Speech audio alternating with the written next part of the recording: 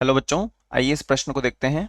प्रश्न में हमसे पूछा गया है कि निम्नलिखित में से कौन से कथन सही हैं। जो कथन सही हैं उनके बारे में हमें विचार करना है, उनका मूल्यांकन करना है। सबसे पहले हम बात करते हैं प्रश्न से संबंधित मुख्य अवधारणा के विषय में। देखिए, हमें यहाँ पर हर कथन को समझना होगा, तो ये कथन पर आधारित होगी। सबसे पहले हम बात करते हैं विकल्प ए के बारे में। तो विकल्प ए में हमें क्या दिया हुआ है, एक बार हम देखते हैं। H2S2O6 में एस बंध उपस्थित होता है। देखिए, विकल्प ए में हमें क्या दिया हुआ है कि H2S2O6 के अंदर हमें कौन सा बंध प्राप्त करना है, एस बंध के बारे में हमें बात करनी है, एस बंध के बारे में बात करनी है। अब देखिए, यहां पर यदि हम बात करें तो हम इसकी संरचना को समझते हैं। देखिए, सल्फर दो हैं हमारे पास, तो सल्फर सल्फर के मध्य इस प्रकार से बंद होगा, और इसके साथ में एक ऑक्सीजन इस प्रकार से और एक ऑक्सीजन हम इस प्रकार से विन्यासित कर देंगे। और अब यहाँ पर दो ऑक्सीजन तो आ चुकी हैं, और बाकी की जो बची हुई चार ऑक्सीजन है वह इस प्रकार से विन्यासित हो जाएगी। और अगर हम बात करें तो अब H समूह हमारे पास में बचा हुआ है, तो एक HH समूह यहाँ पर इस प्रकार से व्यवस्थित हो जाएगा। प्रश्न में हमें दिया गया है कि क्या यहाँ पर एस बंध उपस्थित है, तो यहाँ पर हम देख पा रहे हैं कि एस बंध जो है उपस्थित है। अब हम बात करते हैं विकल्प बी के बारे में। विकल्प बी में हमें क्या दिया हुआ है, हमें दिया हुआ है कि परोक्सो सल्फ्यूरिक अम्ल H2SO5 में सल्फर की जो ऑक्सीकरण अवस्था है वो कितनी है, +6 है। तो हम इसको एक बार निकाल लेते हैं। विकल्प बी के बारे में हम बात करें तो विकल्प बी में हमें क्या दिया हुआ है, H2SO5 के बारे में, और इसकी हमें ऑक्सीकरण अवस्था के बारे में समझना है। ऑक्सीकरण अवस्था, ऑक्सीकरण अवस्था के बारे में यदि हम समझें तो हम यहाँ पर निकाल सकते हैं इसकी संरचना के माध्यम से। तो सबसे पहले सल्फर यहाँ पर हम इस प्रकार से मध्य में, और इसके साथ में ऑक्सीजन समूह को हम इस प्रकार से व्यवस्थित कर देंगे। साथ ही साथ जो बचे हुए दो ऑक्सीजन हैं, एक ऑक्सीजन यहाँ पर इस प्रकार, और एक ऑक्सीजन समूह को हम यहाँ पर इस प्रकार से, और एक ऑक्सीजन समूह को हम यहाँ पर इस प्रकार से व्यवस्थित कर देते हैं। अब हम बात करते हैं H समूह के बारे में। तो एक H समूह यहाँ पर हो जाएगा, एक H समूह यहाँ पर हो जाएगा। अब इसकी ऑक्सीकरण अवस्था के बारे में हम बात करते हैं। तो यदि हम बात करें तो ये -2 है, ये भी -2 है, तो ये क्या हो जाएगा, +2। ये क्या हो जाएगा, +2। ये -1 है तो ये +1 हो जाएगा, ये -1 है तो ये +1 हो जाएगा।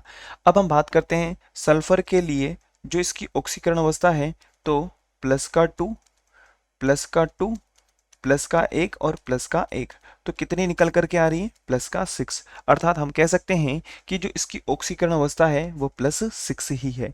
अब हम बात करते हैं विकल्प सी के बारे में।